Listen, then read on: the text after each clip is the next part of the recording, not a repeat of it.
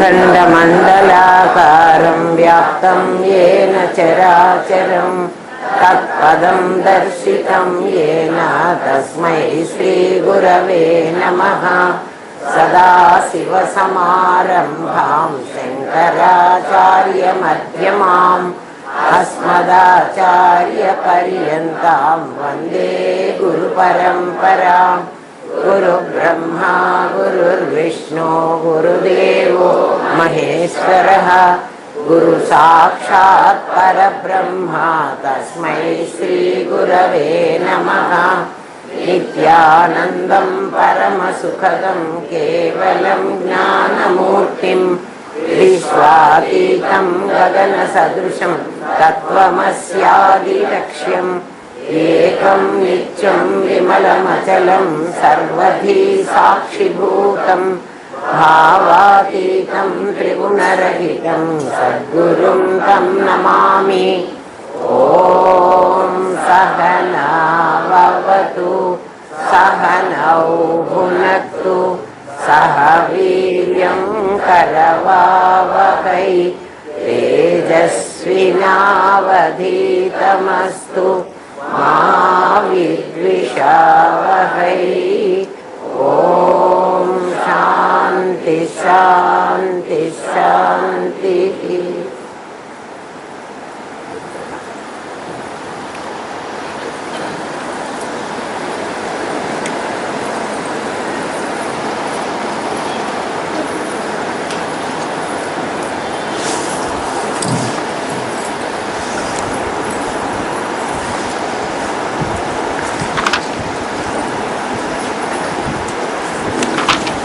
ఆరు కదా 126 ఎంతసేపు 21, 22కే వెళుతూ ఉంటుంది. నిన్న విద్యలు అని 2 చెప్పాను మీకు. విద్యలేవి అవిద్యలేవి అంటే, విద్య అంటే పరమాత్మ తత్వం తెలుసుకోవడం, అవిద్య అంటే మనం లౌకికమైనటువంటి విద్యలన్నీ అన్నాం. కానీ శాస్త్రాన్ని రాసేటప్పటికీ ఈ లౌకికమైనవన్నీ తెలియదు. బయాలజీ, జువాలజీ ఇవన్నీ లేవు. 6 ఉండేవి. ఆ 6 శాస్త్రాలు అంటారు. న్యాయశాస్త్రం, వైశేషిక శాస్త్రం, అవన్నీ చదువుకున్నా కూడా బ్రహ్మ విద్య రాకపోతే అవి వేస్ట్ అంటాడు. ఇప్పుడు మనకు ఈ విద్యలన్నీ సంగతి చెప్తాడు. ఇవి అవిద్యలు. ఎందుకు అవిద్యలో ఇవి చెప్తున్నాడు. ఈ జన్మలో నువ్వు పుట్టిన తర్వాత నీకు ముందు రేవు, నీకు ముందున్నదేమిటి? వాసనా జ్ఞానం కదా. కొంచెం వివేక జ్ఞానం వస్తుంది. వాసనా జ్ఞానం అంటే తల్లి గర్భంలోంచి మనం బయటికి రాగానే మనకేం తెలివి లేదు, కానీ పాలు తాగటం తెలుసు కదా. నోట్లో వేలు పెట్టగానే చీకటం తెలుసు. అట్లా అంటే ఏవో నాకు లోపలికి వస్తాయి అనే జ్ఞానం ఉంది. అది జ్ఞానమే, అయితే అది బ్రహ్మజ్ఞానం కాదు. వెంటనే ఆమోదం పెట్టండి ఆ పిల్లవాడికి నోట్లో, ముఖం చిట్లిస్తున్నాడు అంటే ఏమిటి? నాకు ఇది నచ్చలేదు అనేటువంటి జ్ఞానం కూడా వాడికి ఉంది. అంటే నాకు ఇష్టమైనవి అయిష్టమైనవి ఇవన్నీ సహజ కర్మలు అంటారు. సహజమైన కర్మలు నీకు పుట్టుకతోనే వచ్చాయి. అవి ఎవరు చెప్పక్కర్లేదు. తర్వాత మనం నేర్చుకునేవన్నీ సైన్సు, ఆర్ట్స్, ఈ చదువులన్నీ తర్వాత నేర్చుకుని దానిలో ఒక అత్యధికమైనటువంటి స్థితిని మనం సంపాదించుకున్నాం. అంటే సాధన చేసాం, సంపాదించుకున్నాం. లేకపోతే ఇది రాదు. అటువంటిది ఈ విద్యలు. ఇవి కాక ఇంకా ధర్మజ్ఞానం. ఒరే ఇది అధర్మం రా, ఇది ధర్మం కాదురా, ఇలా చెయ్యకూడదురా అంటాను చూడు. లౌకిక జ్ఞానం, కామన్ సెన్స్ కొంతమందికి చాలా ఉంటుంది ఎక్కువ.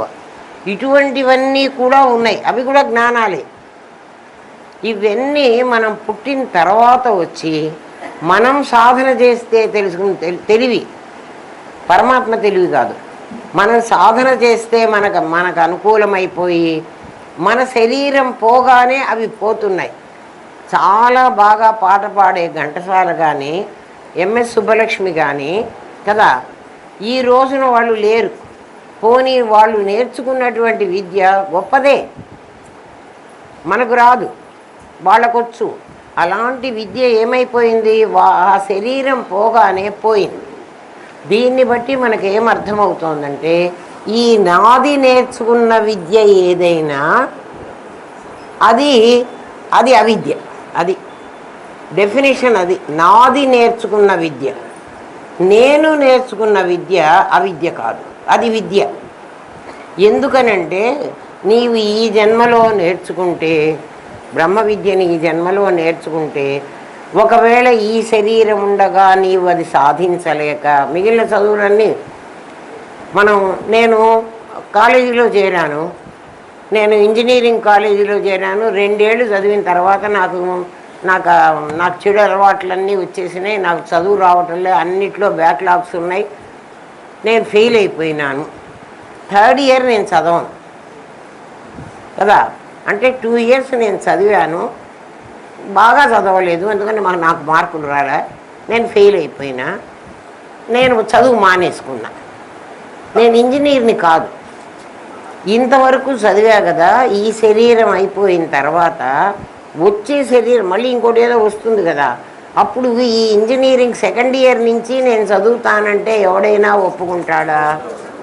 నేను కిందటి జన్మలో నేను చదివి వచ్చాను, అప్పుడు నా బ్యాడ్ హ్యాబిట్స్ వల్ల నేను బాగా చదువుకోలేదు, నేను ఫెయిల్ అయిపోయినాను, అప్పటిదాకా నేను స్కూల్కి వెళ్ళాను, చదువుకున్నాను, ఎందుకంటే 10th క్లాస్ చదివాను, ఇంటర్మీడియట్ కూడా చదివాను, ఇంజనీరింగ్ కాలేజీకి కూడా వెళ్ళాను, 2 ఏళ్ళు వెళ్ళాను, తర్వాత నాకు అది రాలేదు, కానీ ఇవన్నీ నాకు ఇప్పుడు వచ్చు. నేను ఇప్పుడు 3rd ఇయర్ ఇంజనీరింగ్ సబ్జెక్టులు నేను చదువుకుంటాను అంటే ఏ కాలేజీ అన్నా అలౌ చేస్తుందా? చెయ్యదు. ఎందుకని? అది నాది నేర్చుకున్న విద్య, అది విద్య కాదు, అవిద్య. బ్రహ్మ విద్య అలాంటిది కాదు, దీని గొప్పతనం మనది. అదేం బ్రహ్మ విద్యనా అంటారు. ఇది నాదికి అర్థం కాదు, నేనుకే అర్థం కావాలి. నేనుకు అర్థమైనా పర్మనెంట్గా నిలబడదు. మీకు అది చెప్తా చూడండి. మీకు నేను చాలాసార్లు అర్థమవుతోంది, నేను పాఠం చెబుతుంటే ఇన్నేళ్ల బట్టి ఇంకా ఎందుకు మీకు తెలియలేదు అని అంటున్నా కదా. మీకు తెలుస్తూనే ఉందని మీరు ఎట్లా చెప్తారంటే, మీరు ఒక్కొక్కసారి గబగబా చప్పట్లు కొడతారు. అంటే ఎందుకు కొట్టా? పోనీ ఒకడిని చూసి ఒకడు కొట్టడం కాదు కదా, అందరూ ఒకేసారి కొడుతున్నారు. ఒకేసారి కొడుతున్నారంటే మీ లోపల ఉన్న నేనుకి అందరికీ ఒకే రకంగా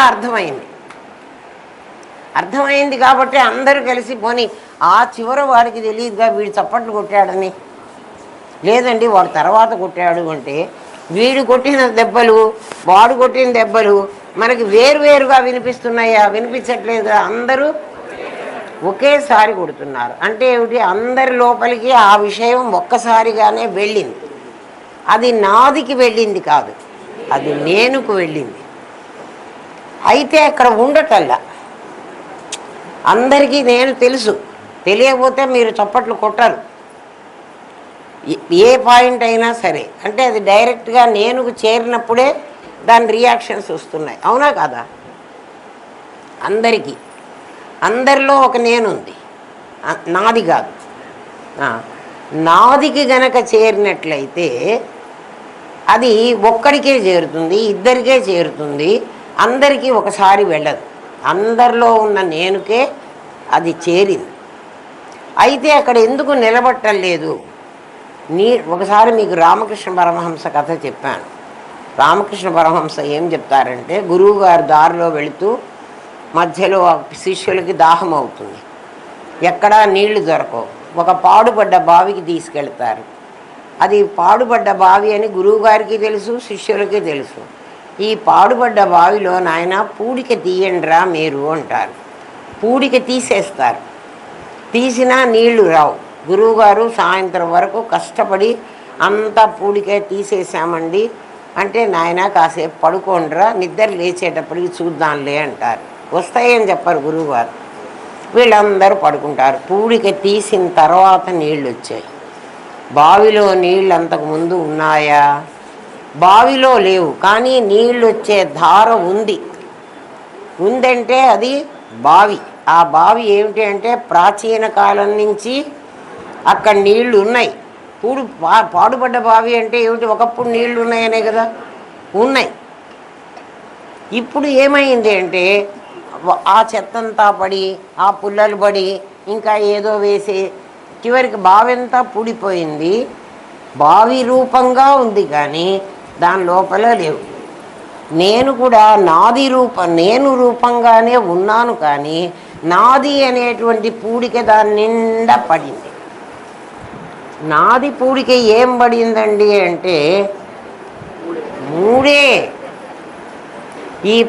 మీకు మూడు ఉన్నాయా లేవా? నేను అబద్ధాలు చెబుతున్నానని మీకు అనిపిస్తే మీ లోపల మీకు ఏం కోరిక ఉందో మీరు ఏమక్కర్లేదు, సైలెంట్గా కాసేపు కూర్చోండి.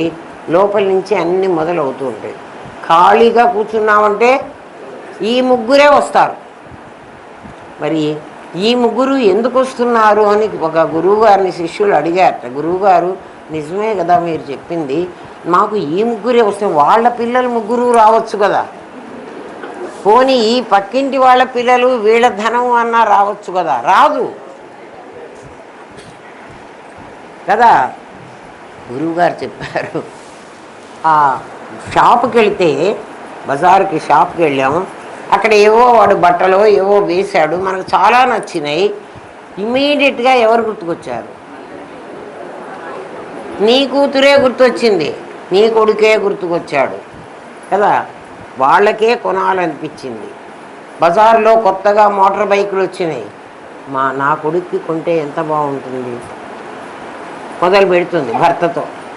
అబ్బాయికి అది కొనిపెడదామండి, వాడది ఎక్కి తొక్కుతుంటే మనకి చాలా అది ఇంకో పిల్లవాడు, ఆ పక్కింటి పిల్లవాడు ఎక్కి తొక్కితే చూడరాదు అమ్మా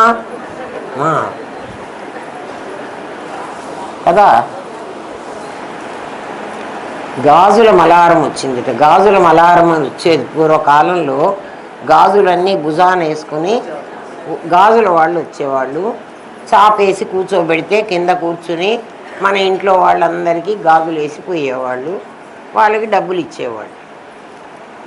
పక్కింటి పిల్లకి పిలిచి గాజులు తొడిగిస్తున్నావా? తొడిగించవు, నీ పిల్లకే తొడిగిస్తావు. ఇంకా ఖరీదులు పక్కింటి పిల్లకి తొడిగిస్తే సామెత, ఊరివారి పిల్లకి గాజులు తొడిగిస్తే గాజులు నష్టి, కాసులు నష్టి, కాసులు నష్టి, గాజులు నష్టి. పక్కింటి పిల్లకి తొడిగిస్తే గాజులు నష్టమేట, డబ్బులు కూడా నష్టమేట. మరి మన పిల్లకి తొడిగిస్తే అంతే, సేమ్ అంతే కదా. కాదురా, పక్కింటి పిల్లకు తొడిగిస్తే నష్టం అన్నా, ఎందుకంటే అది పక్కింటికి వెళ్ళిపోతుంది. గాజులు దొరుకున్న తర్వాత నీ పిల్ల అయితే నీ ఇంట్లోనే ఉంటుంది. అనుకుంటున్నావు పొద్దున పోతుందని ఇవాళ తొలగించకుండా ఊరుకుంటున్నావా? నువ్వు ఆలోచించుకో. నీ బిహేవియర్ని బట్టి ఈ మూడు నీ మీద పడ్డాయని నువ్వు ఊహించుకో. ఊహ కాదు, అది నిజం. నీకు పూడిక ఏమిటి? నీ నాదెంత పూడికరా. నీ బావిలో చక్కటి నీళ్లున్నాయి, మంచి నీళ్లున్నాయి. అదే ఆ నీళ్లు అప్పుడప్పుడు గురువుగారు ఎప్పుడైతే నీకు ఆ నాదికి నేనుకు సంబంధించినటువంటి ఆ మాట మాట్లాడారో ఇమీడియట్గా దాని స్పందన, అది ఎవరి స్పందన?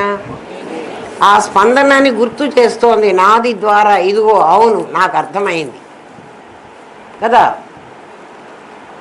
ఆ అర్థమైన ప్లేస్ కాకుండా, అంటే ఆ ఒక్కటి కాకుండా పక్కనున్నవన్నీ పూడికలే. దేహం అంతా పూడికే. ఈ పూడికంతా తీసేయమన్నారు. అందుకనే శాస్త్రం ఏం చెప్పిందంటే నేతి నేతి అని చెప్పింది. నా ఇతి ఒక అన్నమయ కోశాన్ని తీసే, ఆకలి అవుతోంది ప్రాణమయ కోశాన్ని తీసేసేయి అంటే, తీసేసేయి అంటే తీసి పక్కన పెట్టని కాదు, ఇది అన్నమయ కోశ ధర్మం కదా. నాకు ఒంట్లో బాగలేదు అని అనిపించింది అనుకో, నీకు ఇదంతా సాధన క్లాస్ కదా. నీకు ఒంట్లో బాగలేదు, నాకు కాలు నొప్పి, నాకు చెయ్యి నొప్పి అని అనిపించింది. నీకు నొప్పే, నిజమే, అబద్ధం అంటం లేదు. కానీ ఎవరికి నొప్పి? నా శరీరానికి నొప్పి. శరీరం నేనా? అది నా విభూతి కదా. నేను సామాన్యం, అది విశేషం. అది నా జాతి కాదు, అది విజాతీయం. అందుకే దాన్ని పూడిక అన్నాను. అది తీసేస్తే నీకు నొప్పి తెలియదు. అట్లెట్లా తెలియకుండా ఉంటుందండి? నాకు ఇంత నొప్పి తెలుస్తూ ఉంటే మీరు తెలియదంటారు. అనెస్థీషియా ఇచ్చినప్పుడు మనకి ఆపరేషన్ చేయాలన్నప్పుడు అనెస్థీషియా ఇస్తాడు. అనెస్థీషియా ఇచ్చినప్పుడు ఈ శరీరమే కదా మనకుంది. డాక్టర్ కత్తి పెట్టి కోసాడు కదా. నీకేమన్నా తెలిసిందా? మరి ఏం జరిగి ఉంటుంది చెప్పండి? మత్తిచ్చాడు అంటారు. మత్తు ఇవ్వలేవాడు. నీ నాదికి నీ నేనుతో కనెక్షన్ తీసేశాడు. అది ఎక్కడ తీసేస్తాడండి? మన ఇంట్లోకన్నీ లైట్లు రాకుండా అక్కడెక్కడో కనెక్షన్ అక్కడ కట్ చేశాడు అనుకో వీడు. ఈ లైట్ కట్ చేయక్కర్లే, ఆ ఫ్యాన్ కట్ చేయక్కర్లే, అంతేనా? ఆ అనెస్థీషియా ఇచ్చేటువంటి డాక్టర్ ఏం చేస్తున్నాడు? అక్కడ కట్ చేస్తున్నాడు. ఎంతసేపో మరి వాడి దగ్గర ఉన్న ఆ మత్తు మందంతా మనకి ఇచ్చేస్తే కాదు. ఆపరేషన్ ఎన్ని గంటలు సేవ్ చేస్తావని డాక్టర్ని ముందే అడుగుతాడు. ఆ అన్ని గంటల్లోనే వాడది పూర్తి చెయ్యాలి. ఏదైనా కాంప్లికేషన్స్ వస్తే వాడు ఆపుదే అనెస్థీషియా వాడి దగ్గరే నుంచుంటాడు. వీడికి ముందే చెప్తాడు, ఒరే నాయనా నాకు ఇక్కడ ఫెయిల్ అయినాను, ఇంకో అర్ధగంట సేపు ఎక్కువసేపు ఉండాల్సి వస్తుంది అని. వాడు వెంటనే ఆ అర్ధగంట పెరిగే మందు మళ్ళీ ఇస్తాడు. అనెస్థీషియా ఇచ్చేవాడు ఇక్కడే ఉంటాడు. ఆపరేషన్ చేసే డాక్టర్ ఓ పక్కన ఉంటే వీడు మాత్రం పోవడానికి లేదు. వీడి రెస్పాన్సిబిలిటీ ఎప్పటి వరకు అంటే వాడు మళ్ళీ ఆపరేషన్ అయిపోయి వాడు కుట్లు కుట్టి ఇంకా వీడు బయటికి రావచ్చురా, ఐసీయూలోకి పంపిస్తాను అనేంతవరకు వీడు ఉండాలి. వాడు ఆపరేషన్ చేయగానే వెళ్ళిపోతాడు. ఆ అసిస్టెంట్లో నర్సులో వాళ్ళు కుట్లు వేస్తారు. అర్థమైందా? అక్కడ కట్ చేస్తాడు. నీవు కూడా ఎక్కడైతే నీకు ఇది నీ శరీరము అని అనిపిస్తోందో, ఇది నా శరీరం, నిజంగా నా శరీరమే, నేను కాదు, ఆ అనిపించిన చోట నేను అది కదా, ఇది శరీరం కదా, దీనికి కదా ఇవి జరుగుతాయి. మరణ సమయంలో కూడా నువ్వు ఇలాగే అనుకో, మరణం దానికి, నాకు కాదు, నేను చావను, చచ్చేదెవరు? అది ఏది? దాన్ని నా ఇతి అనుకోమన్నాడు. అన్నమయ కోశం నేను కాదు. నీకు రోగం వచ్చినా, నీకు బాధ కలిగినా, నువ్వు పుట్టావన్నా, నువ్వు చచ్చిపోయా, నేను గాంగా పుట్టాను అంటావు. ఏం పుట్టావు? అన్నమయ కోసం పుట్టింది, అదే కదా. దానికి కదా ఇప్పుడు రోగం వచ్చింది. అది పుట్టింది కాబట్టి దానికి రోగం వచ్చింది. అది పుట్టకపోతే, నేను పుట్టలేదు, నాకు రోగం రాదు. జన్మ, జర, వ్యాధి, మృత్యు, ఇవన్నీ దీనికి, నాకు లేవు. మనకు ఒక్కొక్కప్పుడు సరే మాకేం నొప్పులు లేవండి, మాకు రోగం లేదు, మీరు ఊరికే నొప్పులు రోగము అని అబద్ధాలు చెబుతున్నారండి. అక్కర్లేదు. ఆకలి అవ్వటం అందరికీ ఉంటుంది కదా. నాకు ఆకలి అవుతోంది, అబ్బా ఒక్కొక్కళ్ళు అయితే నాకు ఆకలి. నాకు ఒక ఫ్రెండ్ ఉండేది, ఆయనకు పసి, తమిళ పిల్ల. అరే ఏమవుతుంది? ఆకలి అయితే ప్రాణం పోతుందా? ఆకలి అయింది, నిజమే, ఆకలి అయింది అని నేను చెప్పింది. నీ నాదికి ప్రాణమయ కోసం అనేది ఒకటి ఉంది నీకు, దానికి ఆకలి అయింది. ఒక్కసారి దాంతో చెప్పండి. ఎందుకే ఇప్పుడు పొద్దున తినొచ్చావు కదా, 3 గంటలు అరగడానికి పడుతుంది కదా, ఇంతట్లోకి నీకు ఆకలి అయిందని నువ్వు గుర్తించావు, సంతోషం. నీ ప్రాణం అయితే పోదు. ప్రాణం పోతుందే? పోదు. మరి ఎందుకు? నాకు ఆకలి, నేను ఉండలేను, నేను వెళ్ళిపోతా. వెళ్ళాలి, తినాలి. అమ్మో 8 అయిపోయింది, 9 అయిపోయింది, ఇంకా టిఫిన్ తినకపోతే. ఇది నీ నాదికి చేస్తున్న వ్యవహారం. మీరు ఆలోచించుకోండి. ఏం కాదు, చచ్చిపోరు. ఆకలి అవదా అంటే అవుతుంది. ఆకలిని గుర్తింపు చేస్తోంది. నాకు ఆకలి అవుతోంది, ఇప్పుడు నాకు తిండి పెట్టు అని. తిండి పెట్టు అని ఆ ప్రాణమయ కోసమైతే నిన్ను అడుగుతోందో ఇవి మీకు రోజు జరుగుతున్నవే అమ్మా, మీరు గుర్తించలే, నేను గుర్తించా అంతే. ఏదైతే మిమ్మల్ని అడుగుతున్నదో దానికి ఏం చెప్తారంటే, ఒక్కొక్క కోశాన్ని నువ్వు ఇట్లా విచారించుకోకపోతే పూడిక పోదమ్మా. దానికి నువ్వు ఇప్పుడు ఆకలిన్నావు, తింటావు, ఇప్పుడు వెంటనే తినాలి కదా. ఈ తినగానే ఈ శక్తి నీ శరీరానికి ఇప్పుడే రాదు. ఎప్పటికి వస్తుంది? ఆ తిన్న ఆహారం జీర్ణం కావాలి, అందులో నుంచి శక్తి విడుదల కావాలి, ఆ గ్లూకోజ్ మళ్ళీ నీ బాడీలో రావాలంటే నీ సెల్లు ఓపెన్ కావాలి, అందులోకి అది పోవాలి. ఒక్కొక్కళ్ళు అమ్మో నాకు షుగర్, నీ తిరుపతి చచ్చిపోతా, అస్సలు చావు. బాగా గుర్తుపెట్టుకో, ఇంత ప్రొసీజర్ అయితేనే నీ సెల్లోకి బ్లడ్ వెళ్తుంది. అందుకే మీకు రక్తం పరీక్ష చేసేవాడు ఏం చెప్తాడు, 2 గంటల తర్వాత మీరు రండి అంటాడు. ఇప్పుడు తినండి, తిని 2 గంటల తర్వాత అంటే అర్థం ఏమిటి? ఇది ఈ తిన్న పదార్థం 2 గంటలు అయితే కానీ నీ రక్తంలో కలవడానికి రెడీ అవ్వదు. అప్పుడు నీకు అది శక్తిగా మారుతుంది. అంటే నాకు రోగం లేదనుకోండి, మీరు ఎవరైనా అనుకునేటప్పుడు మాకు రోగం లేదు కదా మేము అక్కర్లే, మీకు ఆకలైంది అని అనిపించంగానే గబగబా పరిగెత్తి గడ్డో గాదో ఆ దారిలో పోతున్న చెత్తో చెదారమో తినాలని చావవాకండి. అది సాధన. అది ఆకలి అవుతుంది, ఆ మిరపకాయలు బజ్జి బండి అక్కడ ఉంది, తిందాం. ఎందుకు తింటున్నావురా?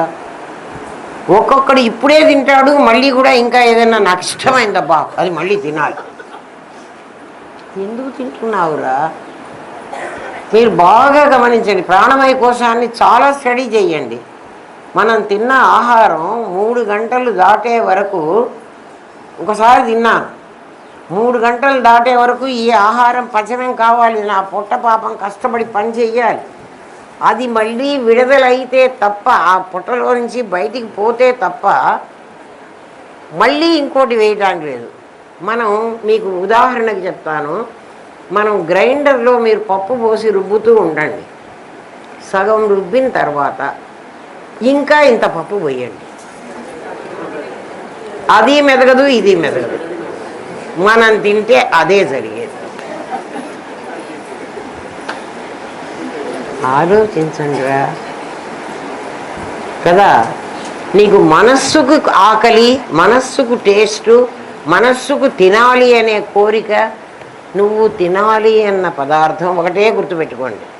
మనం పుట్టినప్పటి నుంచి మనం చచ్చే వరకు ఏం తినాలో అది నిర్ణయం అయ్యింది, అంతే తింటాం. పొరపాటుగా ఏదైనా నోట్లోకి వెళితే కూడా అది వెంటనే బయటకు వస్తుంది. మనం కంచంలో పెట్టుకున్న మొన్న ఒక రోజున ఒక పుల్కా ఇట్లా మడిచి కూరతో నేను నోట్లో పెట్టుకున్నా, ఒక వెంట్రుక ఆకుకూరలో వచ్చింది. నా నోట్లో కూడా పెట్టుకున్నటువంటిది ఏమైంది? ఆ వెంట్రుకని విడిగా తీయలేం కదా, ఆ మొత్తం అంటే నోట్లోకి వెళ్ళింది కూడా లోపలికి వెళ్ళడానికి వీలు లేకుండా వాడు లోపల కాపలాగా వస్తున్నాడు. తిను అని వాడు చెప్పడంలే. అర్థమైందా? పొరపాటుగా మనం తింటే, అమ్మ మా అమ్మాయికి పొద్దున అన్నం తినది, ఎందుకో వాంతి అయింది. వాంతి అయిందంటే నిన్న తిన్నది ఇంకా లోపల ఉంది, మళ్ళీ పైన వేసావు, మొత్తం కలిసి కొట్టేసింది.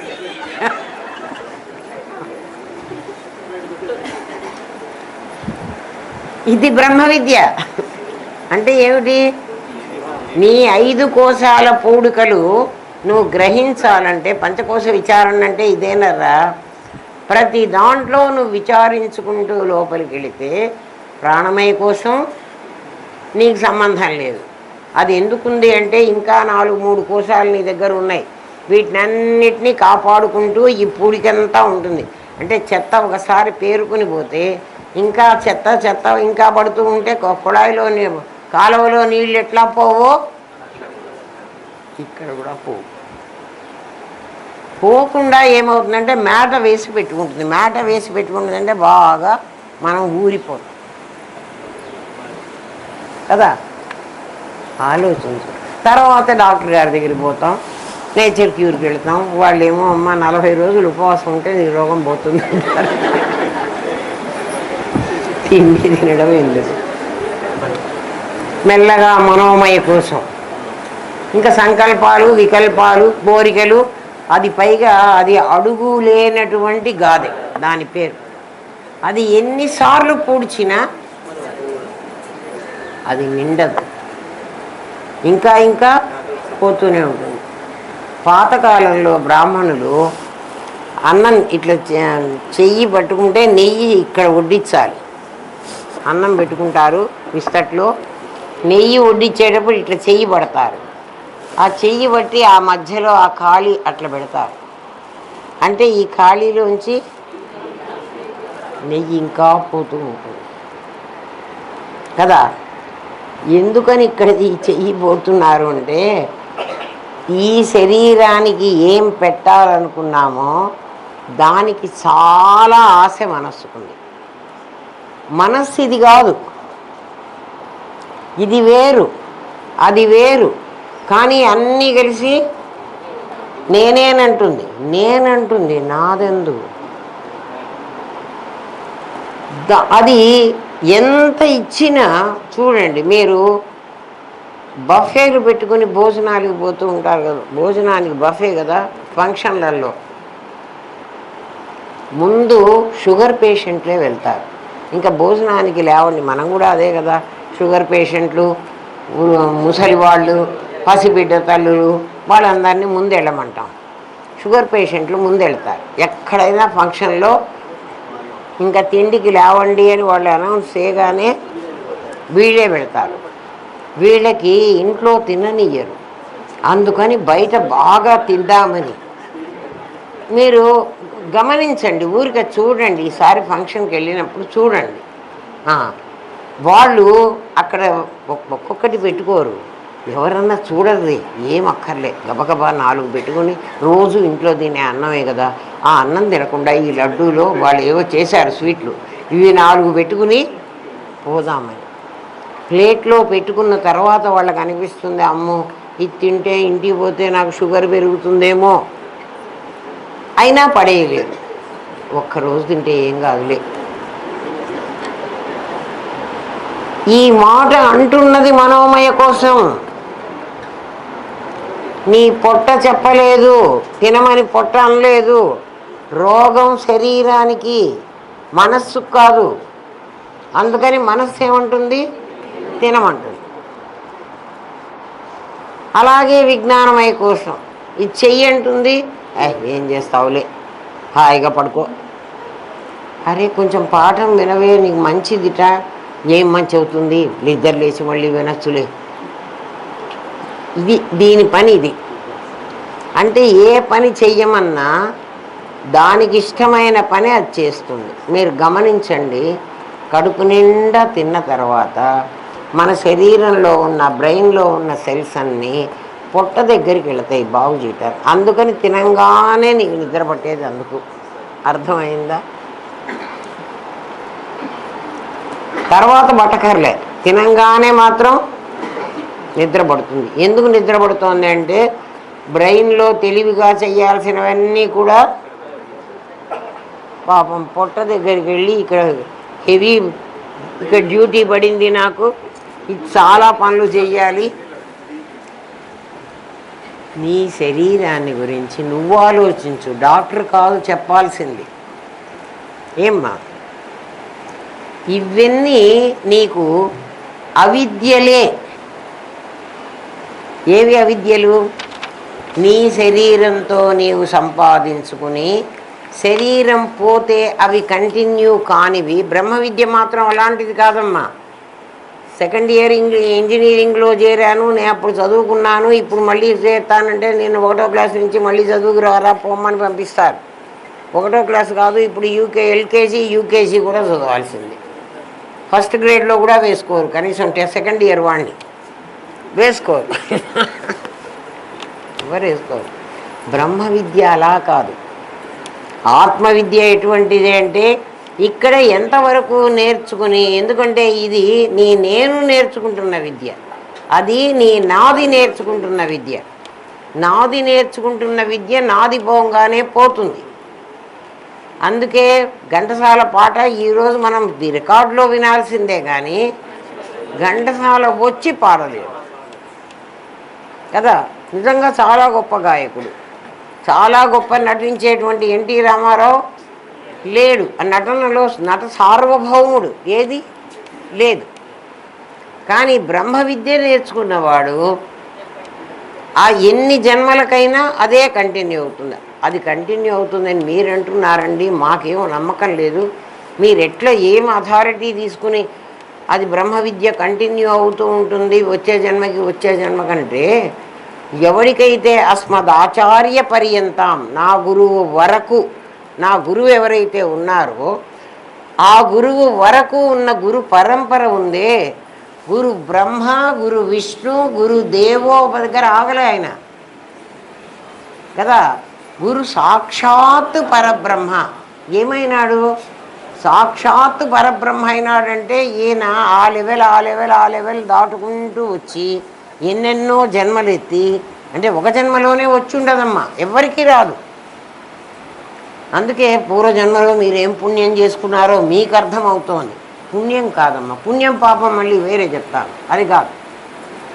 సాక్షాత్ పరబ్రహ్మ అయినాడు అంటే ఆయనకి అంతా ఎన్ని జన్మలకు వచ్చో చివరికైనా సాక్షాత్ పరబ్రహ్మ అంటే అన్నీ వచ్చిన వాడనే కదా.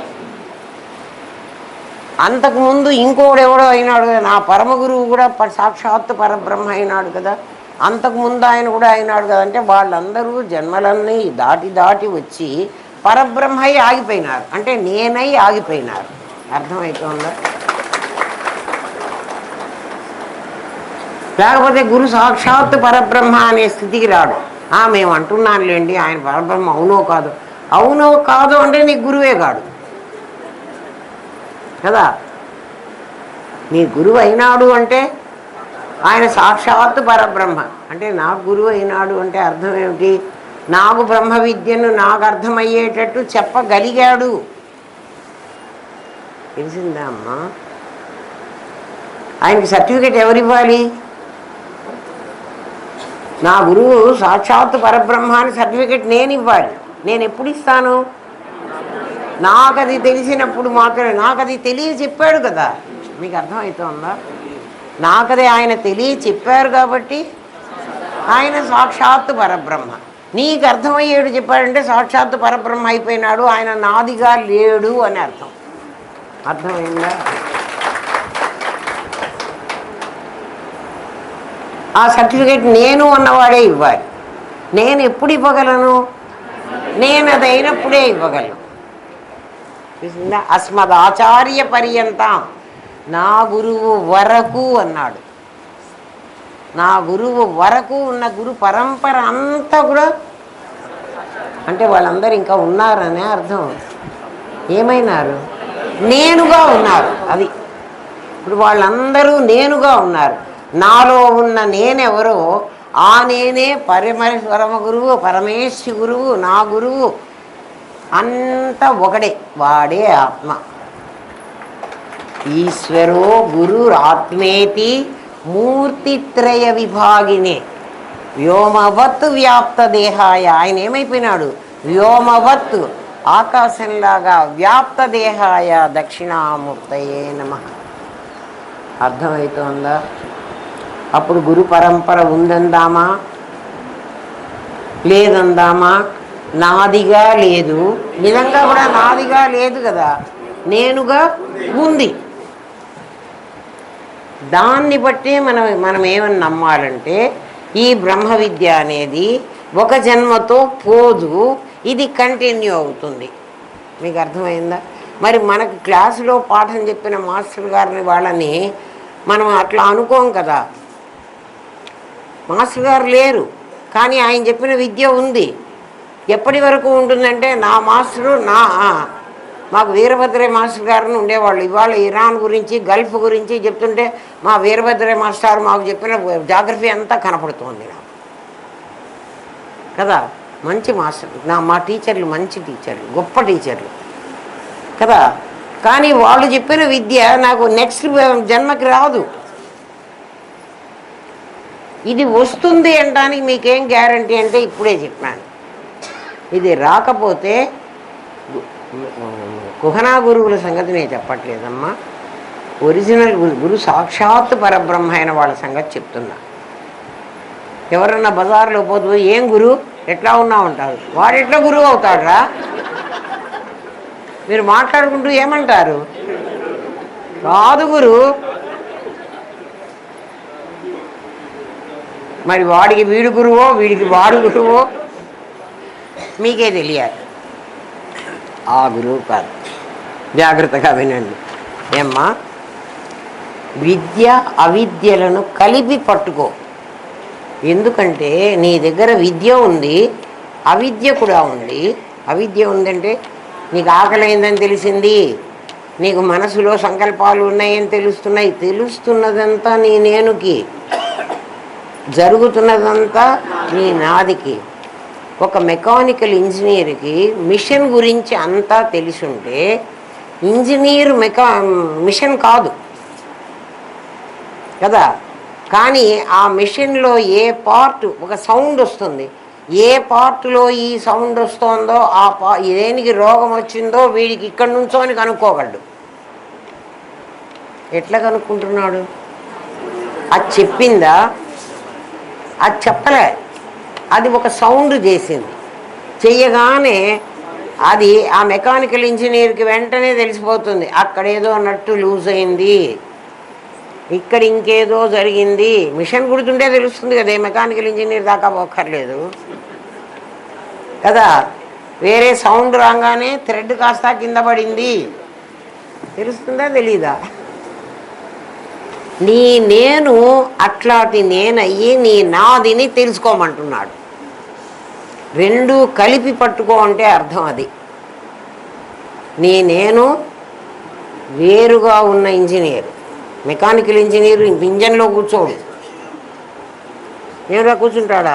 వాడిని అందులో పెడదామా? వాడు దూరంగా ఉంటాడు.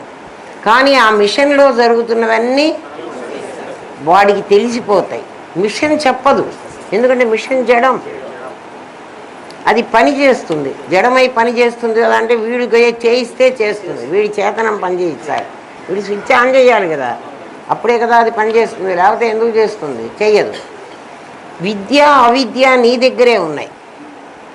అంటే విద్య అవిద్య అంటే నేర్చుకునేటువంటిది అవిద్య, సహజంగా నీ దగ్గరున్నది విద్య.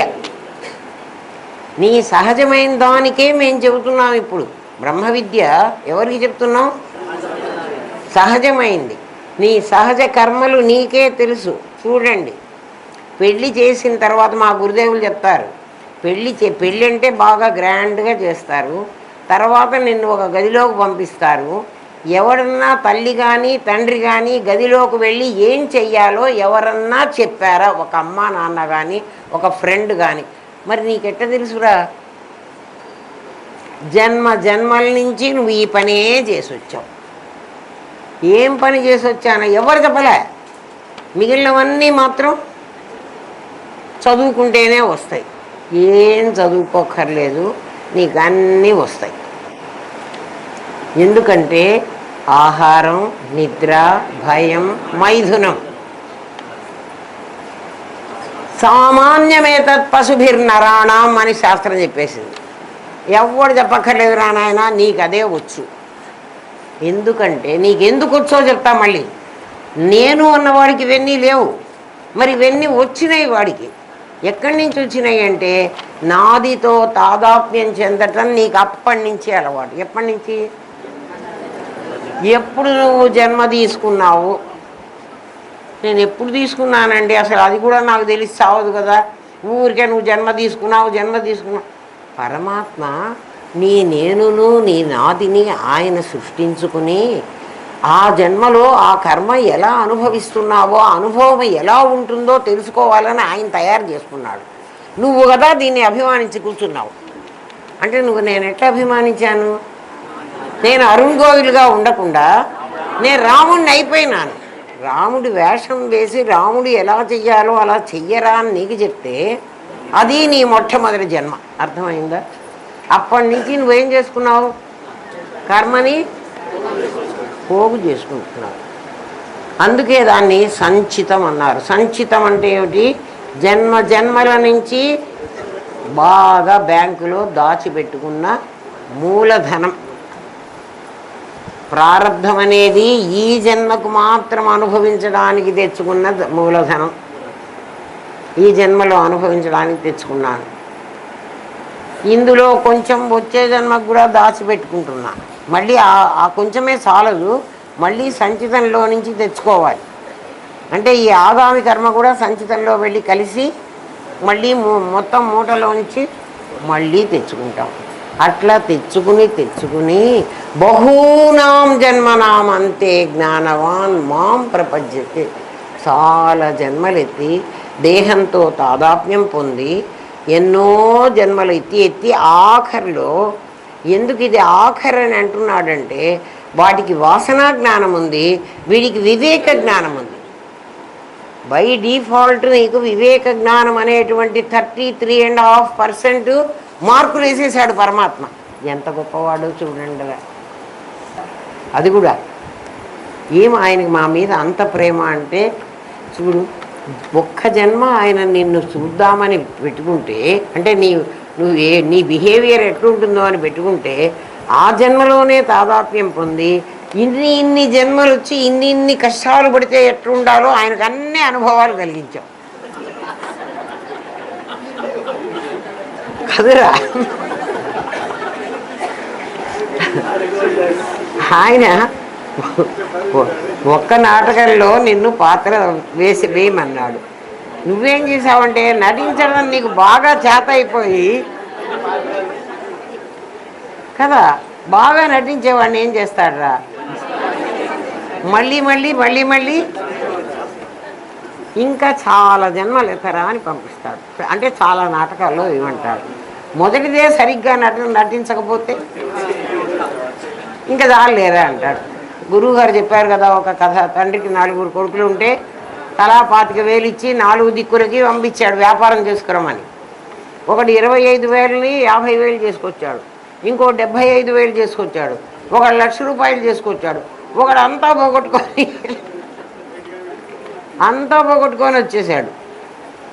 అప్పుడు ఏమంటాడు తండ్రి, ఒరే ఇంకా నువ్వు వ్యాపారానికి పోవద్దు, ఏమొద్దు, కొంపలో పడుండు, నేను తిన్నదే నీకు ముద్ద పెడతాను అంటాడు.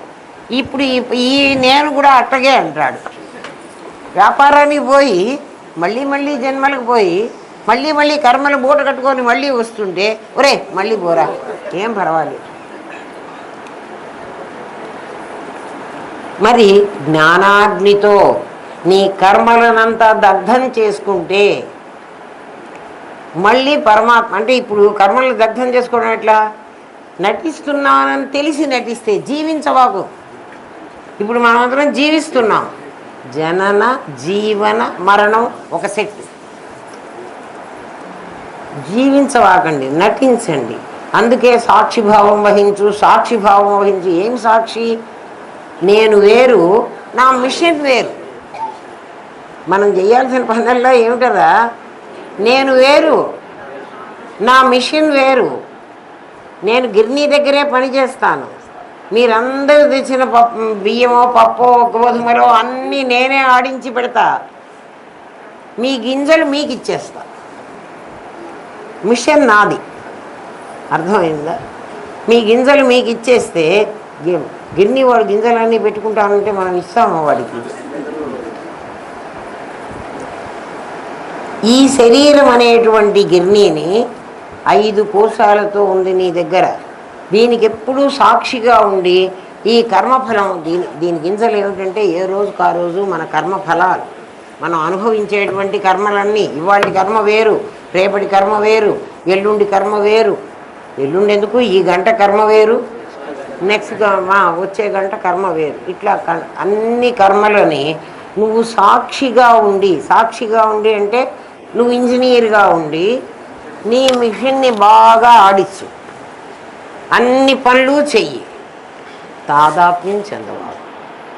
తాదాత్మ్యం చెందడమే నీకు, చెందకపోవడమే నీకు జ్ఞానం. మిగిలినవన్నీ జంతువులకు కూడా ఇచ్చాడు. అందుకని మన ఆవు కానీ మన ఇంట్లో పిల్లి కానీ మన ఇంట్లో పెంపుడు కుక్క కానీ నీకు కూడా జ్ఞానం కలగనివే, నువ్వు కూడా పరమాత్మను తెలుసుకుని వెళ్ళిపోవే అంటే వాడికి లేదు. మా కుక్క అంటే నాకు చాలా ఇష్టం అండి, మా కుక్కకు కూడా బ్రహ్మజ్ఞానం కలగాలి, నాకు కలిగితే కలగదు నాయన కదా, వాటికి కలగవు.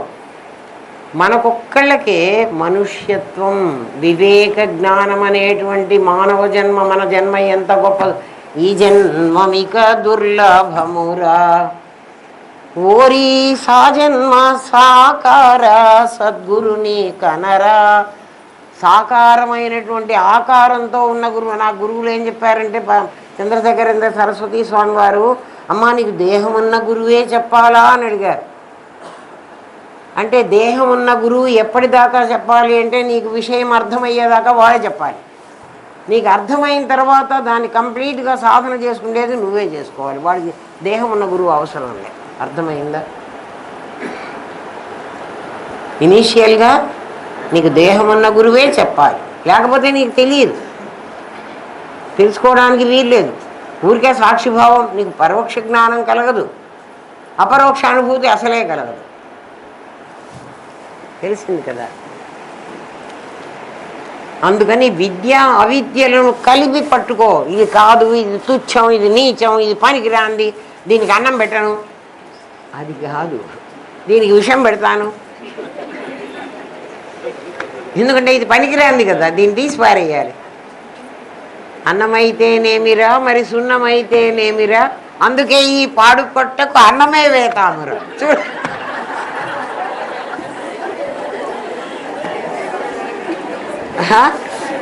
ఇది వేదాంతం కదా. కాదమ్మా, విద్య అవిద్యలను కలిపి పట్టుకో అంటే అది.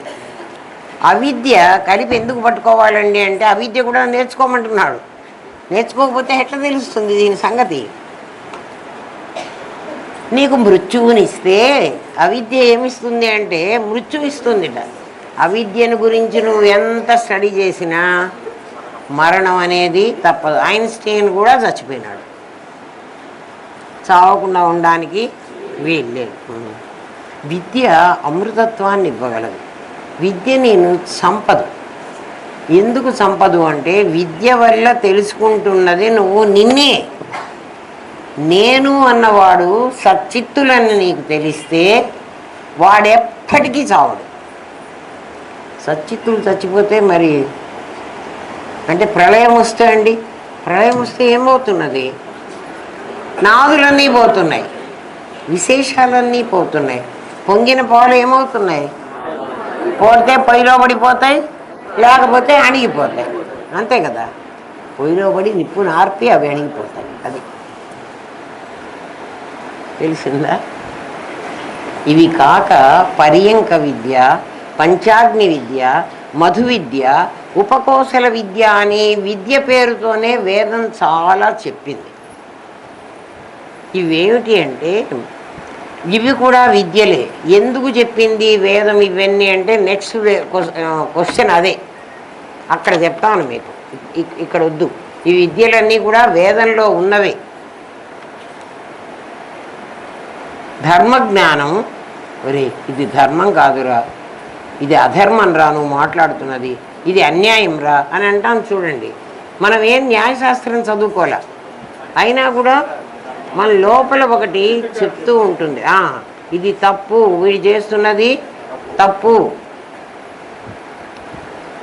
దాన్ని ధర్మజ్ఞానం అంటారు. లౌకిక జ్ఞానం, కళా జ్ఞానం, శాస్త్ర జ్ఞానం ఉన్నవాడిని ఈ లోకంలో విద్యావంతుడు అంటారు. వాడు విద్యావంతుడు కాదు, కానీ అవి విద్యలు కావు, అవన్నీ అవిద్యలు. ఆత్మవిద్య బ్రహ్మ విద్యయే విద్య. ఈ విద్యయే నీకు అమృతత్వాన్ని ఇవ్వగలదు. ఆత్మను గురించి చెప్తూ ఉపనిషత్తు శుక్రం అని చెప్పింది. ఉపనిషత్తు ఏం చెప్పింది అంటే ఆత్మ ఎట్లా ఉంటుందంటే శుక్రం అంది, శుక్లం కాదు, శుక్రం. దీప్తి, చైతన్యం, ప్రకాశం, చిత్తు, దాని పేరు శుక్రం. అంటే స్పామ్, తండ్రి గర్భంలో నుంచి తల్లి గర్భంలోకి ప్రవేశించేటువంటి ఒక దాన్ని శుక్రం అంటారు. అది పరమాత్మ స్వరూపం, అదే సీడ్. అందుకే ఆ డిఎన్ఏనే కొడుక్కి కూడా తండ్రి లక్షణాలే. తండ్రి ఇంటి పేరు ఎందుకు వస్తుంది? శుక్రం వాడి దగ్గర నుంచి వచ్చింది కదా, శోణితం తల్లి దగ్గర నుంచి వస్తుంది. ఆ రెండూ కలిసి ఇది అమ్మ పోలిక, అది అయ్య పోలిక. మన ఇద్దరిది మనలో ఉంది, మన అమ్మ మన నాన్న. అందుకే అమ్మ నాన్న ఇద్దరు కాదు, వాళ్ళిద్దరూ కలిసి ఒకటి. అమ్మ నాన్న అనే వాళ్ళిద్దరూ కలిసి ఒకటి. ఎవరన్నా నాన్న పోయినాడు అంటే హాఫ్ పోయింది అనుకోవాలి, అమ్మ పోయింది అంటే హాఫ్ పోయింది అనుకోవాలి. ఇద్దరు ఉన్నారంటే ఓ ఫుల్గా నా దగ్గరే ఉన్నాడురా పరమాత్మ అనుకోవాలి. అందుకని మాతృదేవోభవ పితృదేవోభవ. ఎందుకు వాళ్ళు దేవుడైనారు? ఆ తల్లిదండ్రులు, ఆ తల్లి సత్ అనేటువంటి శరీరాన్ని ఇచ్చింది కదా, ఆ తండ్రి చిత్త ఆ శుక్రం అనేటువంటి ఆ భాగాన్ని నీకు ఇచ్చాడు. అందుకని పరమాత్మ ఎట్లా ఉంటాడంటే శుక్రంగా ఉంటాడు. అర్థమైందా? శుక్రం అని ఎందుకన్నారంటే వేదం చెప్పింది ఈ మాట, నేను చెప్పట్లే. దీప్తి, కాంతి. అది కాంతి అంటే మనం లైట్ అనుకుంటాం, లైట్ కాదు. చైతన్యం, ప్రకాశం, చిత్, దానికి ఇన్ని పేర్లు పెట్టారు. అది ఆయన అసలు స్వరూపం. అకాయం. చూడండి, లింగ శరీర వర్జితం. అకాయం, శరీరం లేదు ఎవరికి? ఆ శుక్రానికి శరీరం లేదు. శరీరం తల్లి గర్భంలోకి వెళ్ళిన తర్వాత తయారవుతోంది. తయారయ్యేది ఏమిటంటే లింగ శరీరం తయారవుతుంది. మొట్టమొదట ఒక మొండెం తయారవుతుంది. ఆ మొండానికి 2 కాళ్ళు, 2 చేతులు. ఆ మొండెమే సగం ఒక తల రూపంగాను, సగం పొట్ట రూపంగాను. తల్లి గర్భంలో మా మెడికల్ కాలేజీకి వెళ్ళి మా గురుదేవుడు మాకు తీసుకెళ్ళి చూపెట్టారు.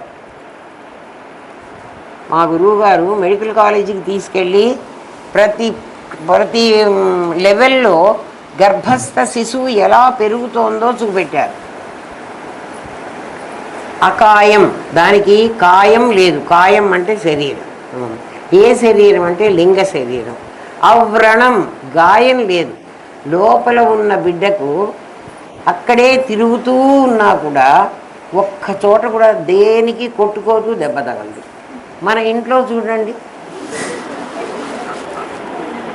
కళ్ళు మూసుకుని కనుక మనం తిరిగామంటే సోఫా కొట్టుకుంటుంది, టేబుల్ కొట్టుకుంటుంది, కుర్చీ కొట్టుకుంటుంది, చివరికి గిన్నెలు కూడా కొడతాయి. మరి చెప్తాడు కదా, ఒక బొమ్మ తయారు చేయాలంటే మేము చిన్నప్పుడు తాటాకులతో బొమ్మలు చేసుకునేవాడు. ఇప్పుడు బొమ్మలు ఇంకా చాలా నేర్పుగా ప్లాస్టిక్తో కదరా, కడ్డీలు, చువ్వలు, దాన్ని ఏమంటారు, తీగలు. ఎస్, తీగలతో చేస్తున్నారు బొమ్మల్ని. ముందు సిలువ పెడతారు, అందుకే సిలువ క్రాస్. అది వాళ్ళకి తెలియక అదే సిలువ మీద వేసారంటున్నారు. ఇదిగో మనందరికీ లోపల సిలువ ఉంది. ఇదిగో చూడండి, ఈ భుజం నుంచి ఈ భుజం వరకు ఉందా?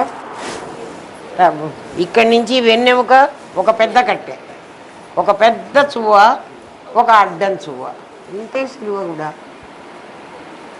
ప్లస్ని ఇంకాస్త పొడిగిస్తే, ఇదిగో ప్లస్ను పొడిగించారు, చూసుకోండి కదా. సిలువ మెళ్ళో వేసుకుంటేనే సిలువ కాదు, ఆల్రెడీ సిలువకి ఎక్కించి పెట్టారు మళ్ళీ.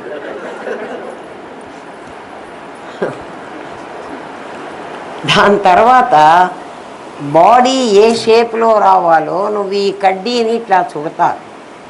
మనకి కండరాలు, ఎముకలు ఇవన్నీ పెట్టి ఇవి పడిపోకుండా వీటినన్నిటినీ స్నాయువులతో చుడతాడు. స్నాయువులు అంటారు వాటిని. అంటే ఇప్పుడు అకాయం, అవ్రణం, అస్నావిరగం. స్థూల శరీరం లేదు, సూక్ష్మ శరీరం లేదు. గాయం కదా, మనసు గాయపడడానికి వీల్లేదు. నా మనసు గాయపడింది, మనసు గాయపడడానికి వీల్లేదు. గాయపడితే మళ్ళీ మనసు పనిచేయకూడదు, అంటే మనం పిచ్చివాళ్ళం అయిపోవాలి. మనసు గాయపడ్డవాడు పిచ్చివాడు. అది శుద్ధం అపాపవిద్ధం, దానికి పాపం లేదు. రాగద్వేషాలు, కామక్రోధాలు, చావు పుట్టుకలు, ఆకలి దప్పులు, సంకల్ప వికల్పాలు, కర్తృత్వ భోక్తృత్వాలు, సుఖదుఖాలు అనేవి ద్వంద్వాలు. ద్వంద్వాలు అంటే రెండు. ఇవన్నీ కూడా దానికి ఉండవుట. ఎవరికి? ఆ శుక్రం, దీప్తి, చైతన్యం, ప్రకాశం, చిత్ అన్న దానికి ఇవి లేవు. ఇది ఈ మొత్తం శరీరాన్ని నీకు తయారు చేసింది. నీకు అర్థం కాకపోతే ఒక విత్తనాన్ని భూమిలో నాటు, ఆ భూమిలో నుంచి, ఆ విత్తనంలో నుంచి మెల్లమెల్లగా ఒక తీగ వచ్చి, ఆ తీగ కొమ్మ వచ్చి, దానికి రెమ్మలు వచ్చి, పువ్వు వచ్చి, మొగ్గ వచ్చి, కాయ వచ్చి, పిందె వచ్చి, అన్నీ ఎందులోంచి వచ్చినాయి? నువ్వు వేసింది ఇంత విత్తనమే కదా. ఆ విత్తనంలో నుంచి ఇన్ని కాయలు ఎలా వచ్చాయి నీకు? అంటే ఆ విత్తనంలో అన్ని కాయలు ఉన్నాయా? వచ్చినాయి కదా. మరి ఇంకెక్కడి నుంచన్నా వచ్చాయా? లేదు, అందులో నుంచే పెరిగి బయటికి వస్తున్నాయి. అట్లాగే ఈ లోపల ఈ మొట్టమొదటి శుక్రమని వేసావే, అందులో నుంచే ఇవన్నీ వస్తున్నాయి. మరి అమ్మ దగ్గర నుంచి ఏం తీసుకున్నది? భూమిలో నుంచి ఆ విత్తనమే తనకు కావలసినది తీసుకుని తనలో పార్ట్స్ని పెంచుకుంది. అందుకని కంప్లీట్గా బిడ్డకు నాన్నకే సొత్తు. ఎందుకంటే వాడు నాన్న దగ్గర నుంచే వచ్చినవాడు. అందుకే పిల్లవాడిని ఎవరికి అప్పచెప్తున్నారు? తండ్రికే అప్పచెబుతున్నారు, తల్లికి ఏం లేదు కదా. అయితే అది వరి చేలు, అది జొన్న చేను. అంటే చేను, జొన్న చేను. ఆ చేలో జొన్నలు పండాయి, ఆ చేలో వేరుశనగ పండింది. అది చేనుకి అంతవరకే. అంటే ఆ చేలో నుంచే తీసుకున్నామని అర్థమవుతోందా మీకు? సృష్టి అర్థమవుతోందా అమ్మా? అర్థం చేసుకోండి. కాబట్టి పరమాత్మకి శరీరం లేదు, మనస్సు లేదు, ఇంద్రియాలు లేవు. అందుకని లింగ శరీరం లేదు. పెద్దలు ఏం చెప్తారంటే లింగదేహం భంగమైతేనే నీకు ఆత్మ తెలుస్తుంది. అంటే లింగ శరీరం వరకు లేకుండా చేస్తే, లింగం కూడా దాటితే నువ్వు పరమాత్మవి. అందుకే మన పెద్దలు మనకి కర్మ, ఉపాసన, జ్ఞానం అని 3 చెప్పారు. కర్మ, ఉపాసన, జ్ఞానం అని 3 చెప్పారు. మంద, మధ్యమ, ఉత్తమ అనేటువంటి అధికారులను కూడా 3 చెప్పాడు. మందాధికారులకి కర్మ ఉపదేశం చేయమన్నాడు.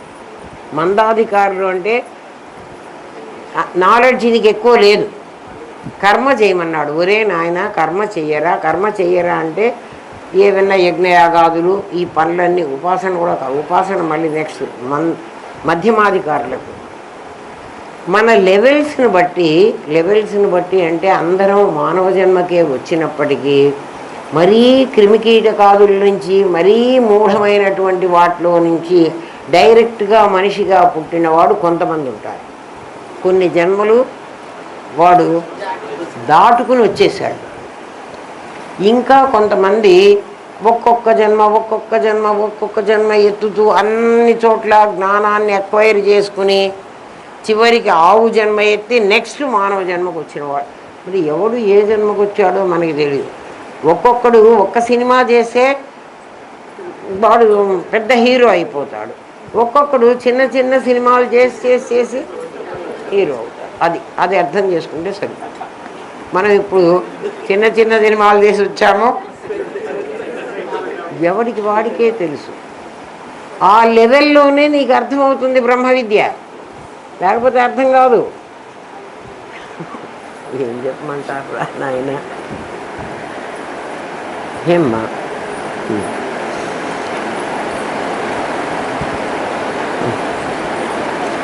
ఆ ముగ్గురికి 3 రకాలైనటువంటి కర్మ, ఉపాసన, జ్ఞానం అనేటువంటివి 3 బోధించమన్నాడు.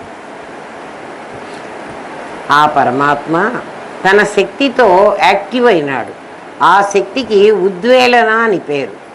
అందుకే పరమాత్మను కవిహి అన్నారు. చూడండి, మనం అందరం సముద్ర తీరానికి వెళదాం. సముద్రంలో నిండా నీళ్లు ఉంటాయి. పెద్ద పెద్ద అలలు వచ్చి మన దాకా వస్తూ ఉంటాయి. మామూలుగా సముద్రంలో అలలు న్యాచురల్ అనేవాళ్ళు చాలామంది.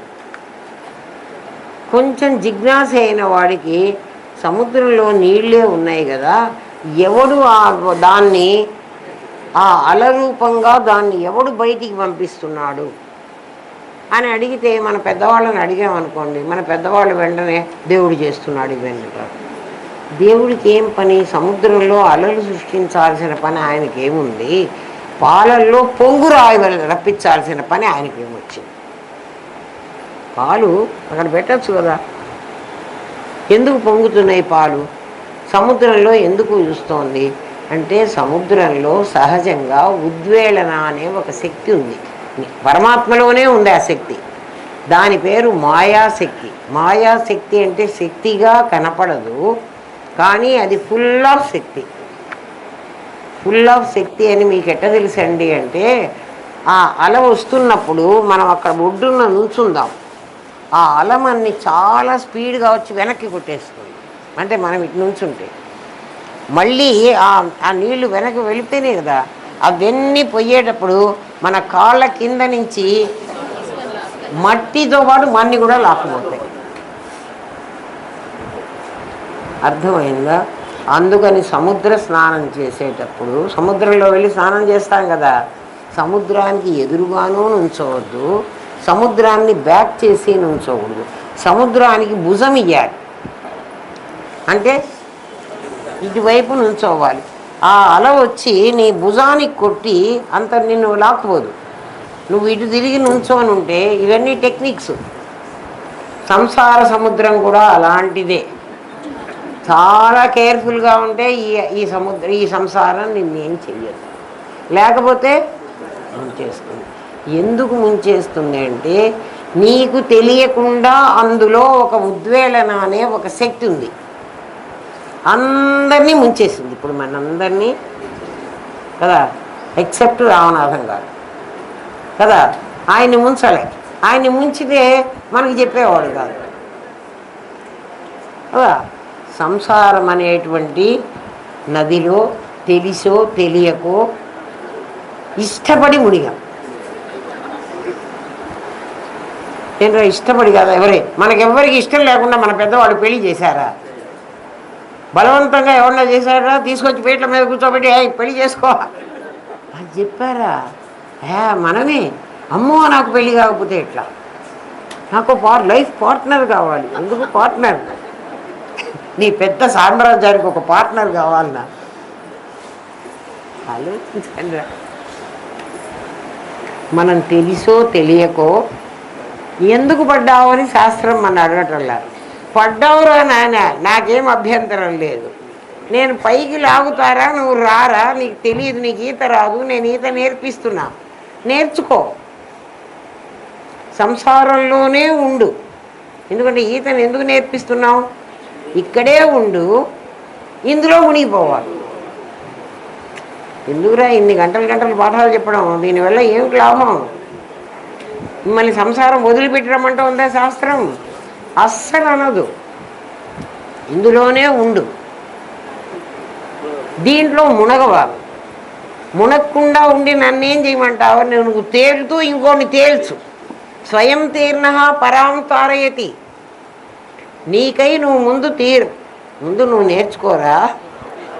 గురువుగారు చెప్పింది అది. అమ్మ నీకెట తెలిసిందో అట్లా నలుగురికి చెప్పమన్నారు. లేకపోతే ఎందుకు, నేను ఈ టేబుల్ ఏమిటి, ఈ కుర్చీ ఏమిటి, కూర్చోవడం ఏమిటి, నేను పెద్ద మనిషిని, మీరు చిన్న మనుషులు కదా.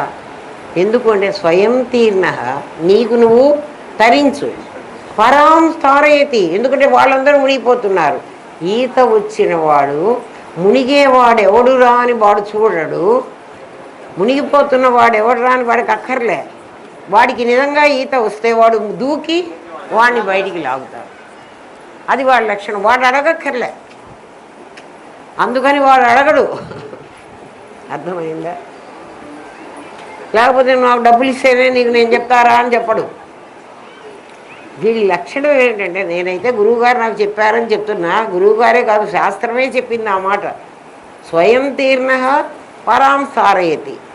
అందుకని నీకేం చెప్తున్నదంటే శాస్త్ర భగవద్గీత కూడా చెప్పింది, ఆ సుప్తేరామృతే కాలే నయే వేదాంత చింతయా. ఒరే నిద్రపోయేదాకా ఇదే చెప్పరా, చచ్చిపోయేదాకా ఇదే చెప్పరా అంటే చెప్పాలంటే ఎవరన్నా దగ్గర తీసుకోవాలి కదా.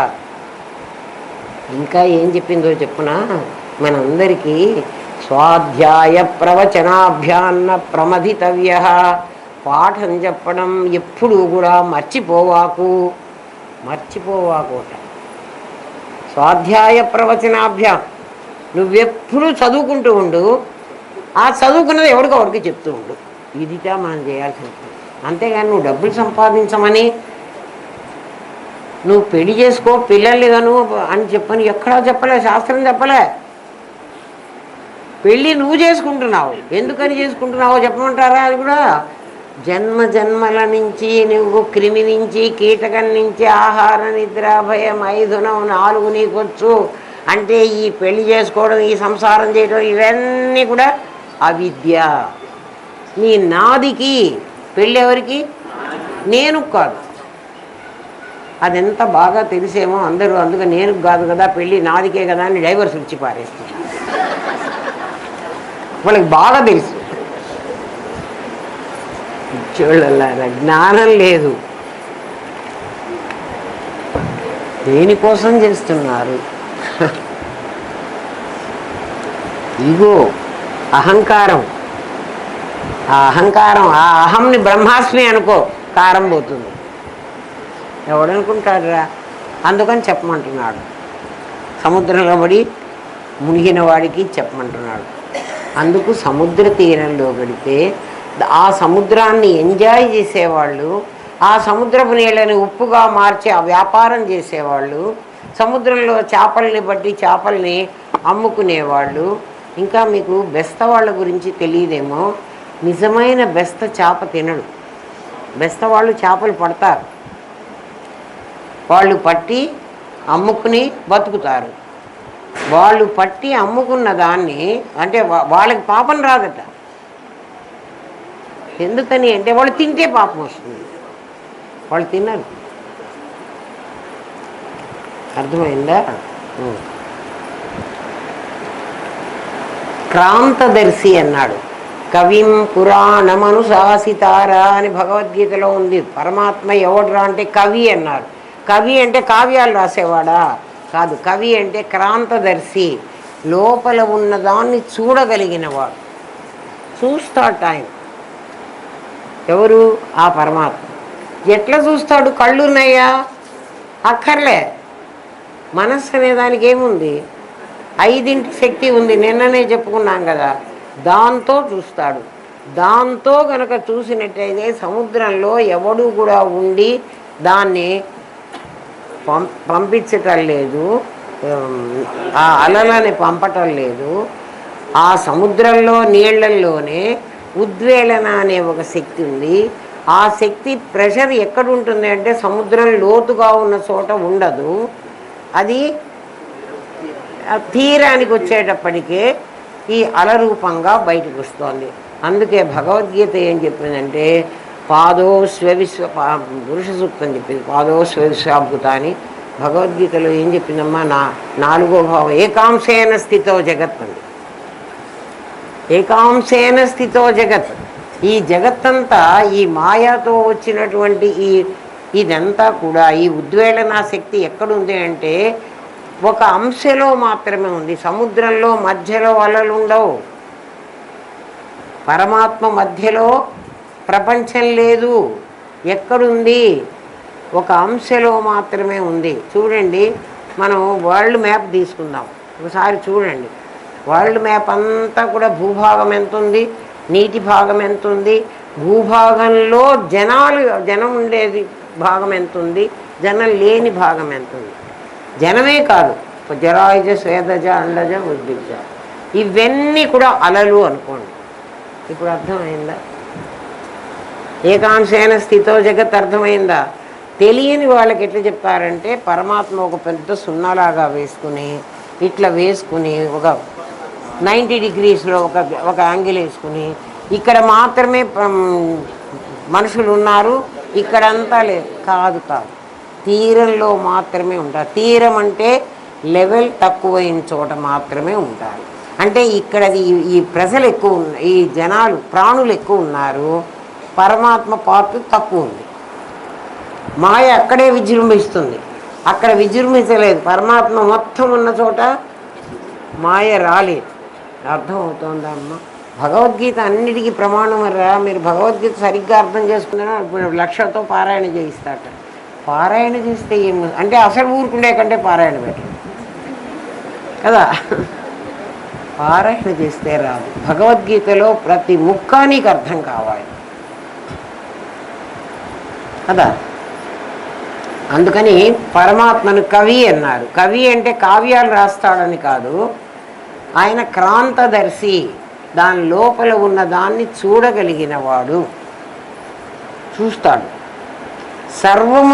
సర్వము అంటే ఏమిటంటే రెండు ఉన్నాయి మన దగ్గర, రెండిటినీ ఒకటి చేసి చూసేవాడు. అంటే మన పరమాత్మ ఒకటి రెండైనాడు. పరమాత్మ నిజంగా ఒకటి రెండైనాడంటే సత్తు చిత్ అనేటువంటివి రెండైనాడు. పరమాత్మ ఏకం, సత్తు చిత్ అని రెండైనాడు. ఆ రెండు అస్థిభాతి అని ఇంకా రెండైనాయి. ఆ అస్థిభాతి కాస్త నేను నాది అయిపోతుంది. మనం ఇప్పుడు చేయాల్సింది ఏంటంటే ముందు నేనును నాదిని, నేను వస్తువని నాది ఆభాసని ముందు కొట్టిపారేయండి.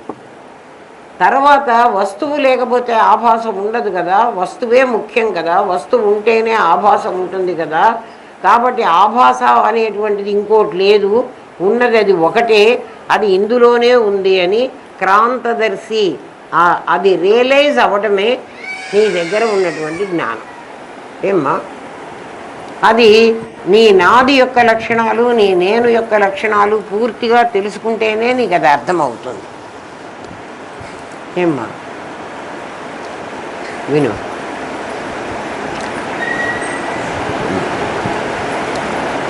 దృక్కు దృశ్యం, అదే దృక్కు అదే దృశ్యం.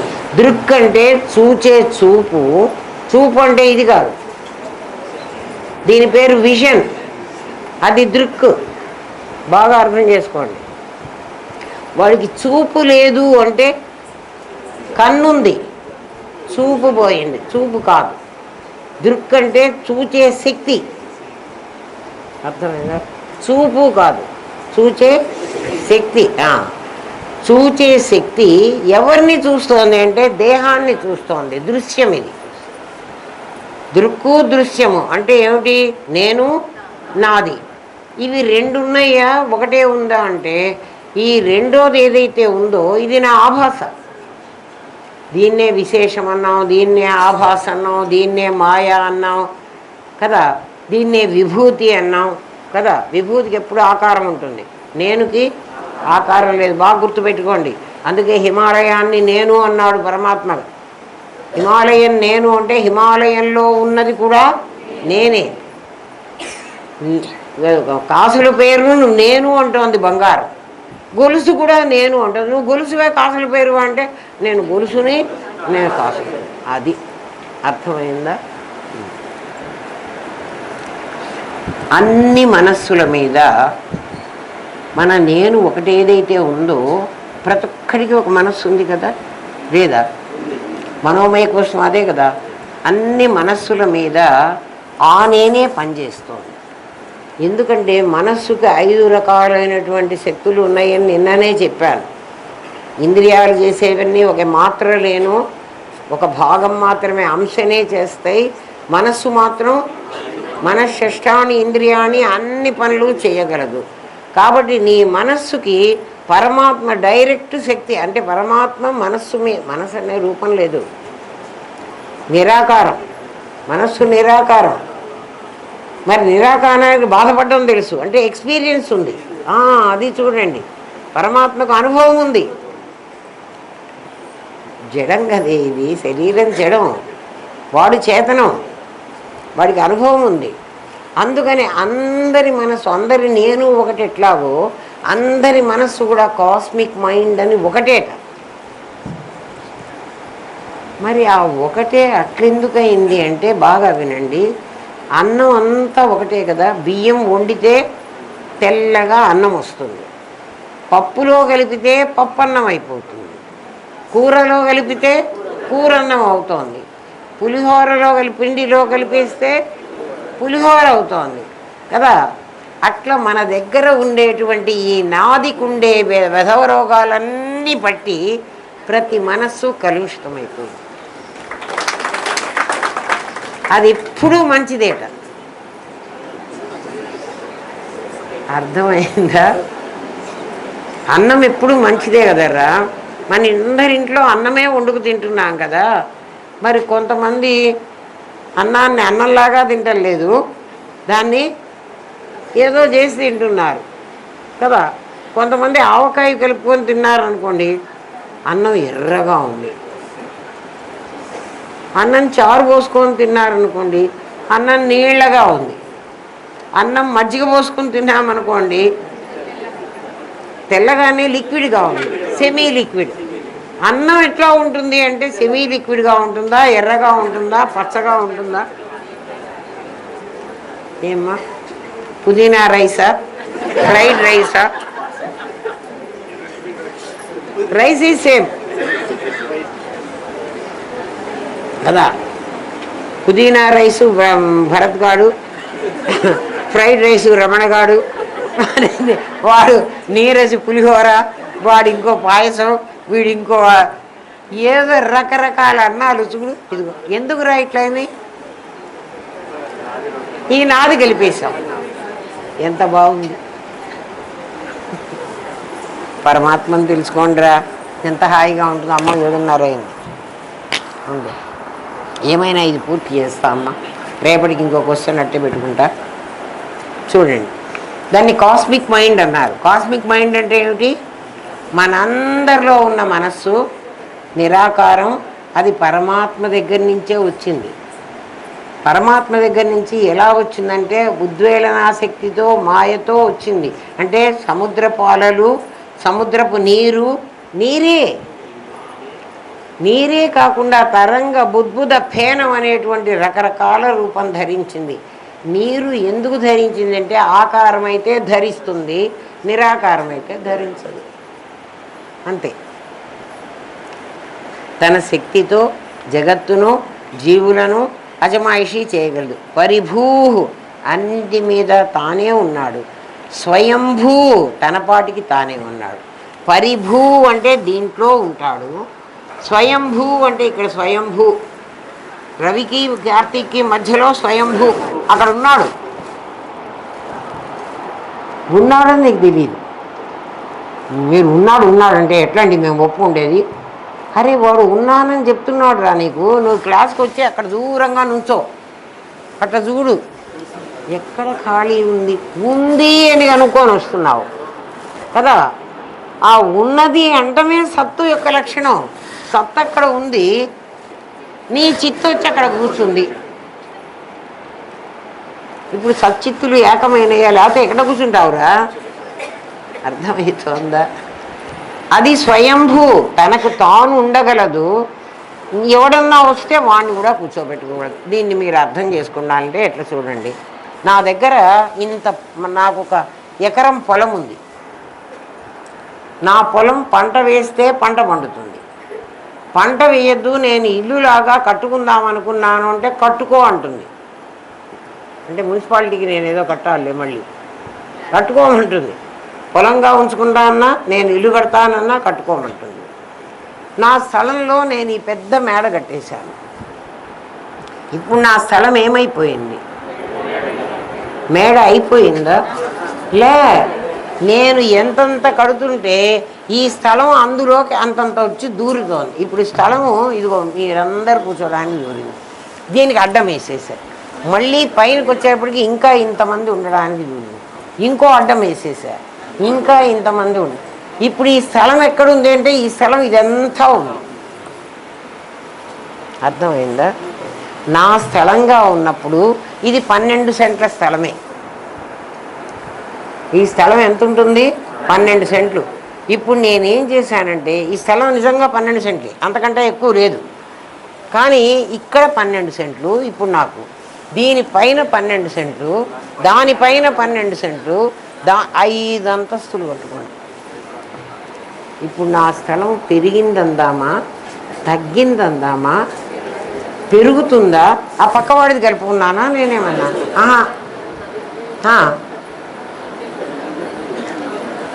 అనే ఏకః అనేకో అహమస్మి. అది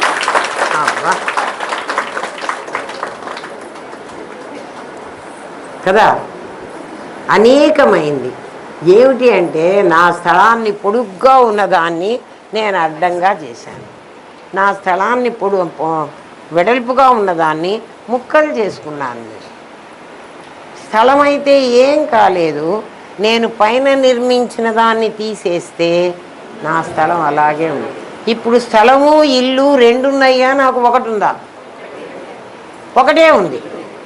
దృక్కు దృశ్యం ఏకం అవడం అంటే అది కదా. దృక్కే దృశ్యమైంది. దృక్కుగా ఉన్నప్పుడు దానికి ఆకారం లేదు. పొలానికి ఆకారం ఉందర్రా. భగవంతుని గురించి చెప్పాలంటే ఇంతకంటే చెప్పలేనురా. నీ బ్రెయిన్లోకి దూరాలంటే ఇంతకంటే చేత కావటం లేదురా కదా. ఎందుకని అంటే ఆల్రెడీ నేను దూరి ఉన్నా లోపల. ఆ కాస్మిక్ మైండ్ నేనే. ఇంకా మరి కొత్తగా నేను దూరం అంటావు, ఏం దూరక్కర్లే. అందుకని పుల్లలు పెట్టి పొడుస్తున్నా, వైబ్రేట్ చేస్తున్నా, వైబ్రేట్ అవుతున్నాయి. అది అంతేనా? బ్రహ్మ విద్య అంత గొప్పదిరా. నిన్నక్కడ కూర్చోబెట్టి ఏమీ లేకుండా, చేతిలో కత్తులు ఉండవు, కదార్లు ఉండవు, ఏముండవు, నీ లోపలికి ప్రవేశించి బ్రెయిన్ని ఆపరేట్ చేయగలిగిన శక్తి ఈ డాక్టర్ గారికి. ఎంత గొప్ప డాక్టరు కదా. ఏమ్మా, యథాతథా ఎవరెంత చేసుకుంటే అంత కష్టసుఖాలకు వాళ్ళే కలిగించుకుంటున్నారు. అసలు కష్టసుఖాలు లేనే లేవు. నీకు ఇష్టమైంది సుఖం, ఇష్టం కానిది కష్టం. పుణ్యం పాపం నీ భావనయే. సంకల్పం చేస్తున్నావు, జన్మలు ఎలా వస్తున్నాయో స్వర్గ నరకాలు కూడా అలాగే వస్తున్నాయి. నువ్వు అనుకుంటున్నావు మంచి పని చేశాను నాకు పుణ్యం వచ్చింది అని. నీ భావన ప్రకారం పుణ్యం వచ్చింది. నేను ఆ వ్యాపారం చేస్తే నాకు చాలా లాభం వస్తుందిరా. వ్యాపారం చెయ్యకపోయినా మానసికంగా నీకు అది లాభం వచ్చేసింది. ఎందుకంటే వ్యాపారం చేశాను అనేసావు. ఫిజికల్గా చేస్తే అంటే ఆలోచనలో చేసేసావు, వచ్చింది. నామరూప క్రియలలో నామరూపాల వరకు నీకు ఫిజికల్గా కనపడదు. మరి నీకు వ్యాపారం చేసి లాభాన్ని సంపాదించుకున్నది నీ బ్రెయిన్లో తెలిసిందా తెలియదా? దాన్నే క్రియలో పెడితే లాభం వస్తుందో నష్టం వస్తుందో ఇది అర్థమవుతుందా? అవిద్యను పోగొట్టుకో, సంసారం పోగొట్టుకోని అవసరం లేదు. గురువుగారి మాట విని సంసారం పోగొట్టుకుంటావేమో, అది పోగొట్టవాకురా. చేతనైతే నువ్వు భార్య నీ పిల్లలు అన్నావు, నీ భార్యను కూడా దీంట్లోకి దించు, నీ భర్తను కూడా దీంట్లోకి దింపు, వాడికి కూడా దిగులు లేకుండా పోతుంది. స్వాధ్యాయ ప్రవచనాభ్యాం కదా కదా. నీ ధనాన్ని దీనికోసం ఉపయోగించు. దేనికోసం? అంతకుముందు నీకు డబ్బులుంటే ఏం చేస్తావు? మా అమ్మాయికి మా అబ్బాయికి కదా, మా మనవడికి మా మనవరాలకి, ఇంకా ఎవరన్నా మాకు ఇంకా నా ఉంటే తోకలు ఉంటాయి కదా, అన్ని తోకలకి తగిలిస్తావు. వద్దు, సమాజం అనే తోకకి తగిలించు. ఎందుకంటే ఇక్కడ సంపాదించిందే కదా ఇది. నేను పుట్టినప్పటి నుంచి తీసుకురాలే కదా. లేదండి నాకు మా నాన్న ఇచ్చిన ఆస్తి అండి. మీ నాన్న ఇచ్చిన ఆస్తి కూడా మీ నాన్న కూడా ఇక్కడే సంపాదించాడు. దీన్ని ఖర్చు పెట్టు. నీ ధనాన్ని, నీ భార్య ఉంటే భార్యని దీనిలో లాక్కురా. ఎందుకంటే నువ్వు స్వయం తీర్ణ పరాంసారైతి కదా. నువ్వు తరించు, దాన్ని కూడా ధరింపజే. సంసారం వదిలిపెట్టవాకండి. నీ ధనాన్ని, నీకు 3 కదా ఇబ్బందులు ఉన్నాయి. 3 ఇబ్బందులను ఏం చేయాలి? పూడిక తీసేయి. అది వేదం జ్ఞానమే చెప్పక కర్మ ఉపాసన ఎందుకు చెప్పింది అంటావేమో. అవి చిత్తశుద్ధికి ఉపయోగపడతాయి. కర్మ నిత్య నైమిత్తిక కామ్య నిషిద్ధ అని 4 విధాలు. సహజ కర్మలను కర్మ అనకూడదు, నిషిద్ధం చేయకూడదు, నిషిద్ధ కర్మలు చేయకూడదు. కర్మను ఎందుకు చేస్తున్నావో, ఎవరిని ఉద్దేశించి చేస్తున్నావో తెలిసి చేయడానికి సముచ్చయం అంటారు. ఆత్మజ్ఞానం లేని వాళ్ళకి శాస్త్రం చెప్పింది నేను చేస్తున్నాను అని జ్ఞానం లేకుండా చేసేవాళ్ళు. నేను చేస్తున్నాను, మనం చూడు రోజు మనం పూజ చేస్తాం కదా, బ్రహ్మకర్మ సమారభే అంటున్నాం. బ్రహ్మకర్మ చేస్తున్నా నేను. బ్రహ్మకర్మ ఏమిటంటే బ్రహ్మగారి కర్మ. ఆయన చెప్పాడు, ఏం చెప్పాడు? నిత్యము, నైమిత్తికము, కామ్యము, నిషిద్ధము అని కర్మలు 4 విధాలు. నిత్యకర్మ రోజు చేయాల్సిన కర్మ, అది మానుకోకూడదు. బ్రహ్మక్షత్రియ వైశ్యుల ముగ్గురికి ఉపనయనం తర్వాత అందరికీ ఉపనయనం చేసి కాశీయాత్ర అని అన్ని కాశీయాత్రలో ఏమేమిటి డబ్బాలు పెట్టించుకొని అన్నీ ఇప్పించుకుండేది బాగా తెలుసు కదా. తర్వాత మాత్రం సంధ్యావందనం, అబ్బే సంధ్యావందనం తల్లి బతుకున్న వాడు చేయకూడదండి, కొత్త కొత్త రూల్స్. నిత్యకర్మ ఎప్పుడూ చెయ్యాలమ్మా. నీకు విధించిన కర్మ అది చెయ్యకపోతే తప్పు, చేస్తే నీకు పుణ్యం రాదు, చెయ్యకపోతే పాపం వస్తుంది. నిత్యకర్మ చేయి. నైమిత్తిక కర్మ అంటే కొన్ని కాలాల్లోనే చేస్తారు, సంక్రమణంలో అట్లాంటివి వచ్చేవి, అది ఇంకో చాప్టర్లో చెప్పుకుందాం. కామ్యకర్మలు కోరికల కోసం కొన్ని, ఇది చేస్తే నీకు ఇది ఫలిస్తుంది అని, నిజంగా అవన్నీ ఫలించవు, ఉట్టి మాటే.